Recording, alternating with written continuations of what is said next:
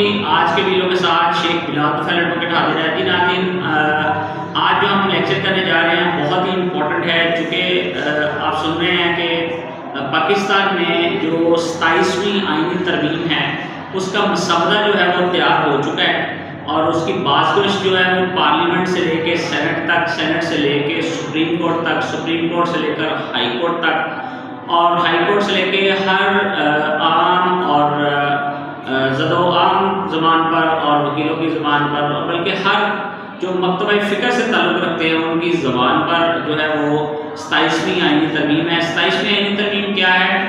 آئیے جو مسودہ پیش کیا گیا ہے اس کی منظوری کے لیے وہ دیکھتے ہیں ایک نظر۔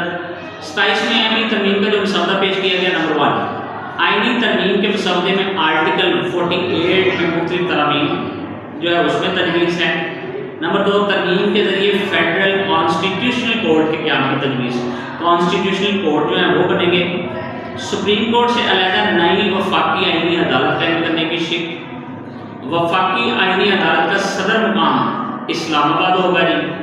چیف جسٹس وفاقی آئینی عدالت کی مدت ملازمت 3 سال مقرر، یعنی چیف جسٹس جو ہے وفاقی آئینی عدالت کا جو مدت ہے وہ 3 سال ہوگی۔ وفاقی آئینی عدالت کے جج 68 برس کی عمر میں ریٹائر ہوں گے۔ آگے آپ کو پتہ ہے کہ 65 ایئرز ان کی ایج تھی، اب 68 ہو گئی ہے۔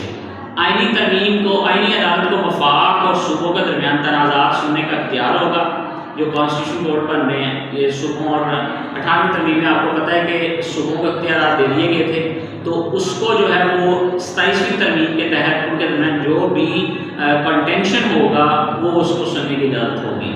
آئینی عدالت کو آئینی تشریح اور بنیادی حقوق سے متعلق مقدمات کا دائرہ اختیار، آئین کے آرٹیکل 184 کو ختم کرنے کی تجویز۔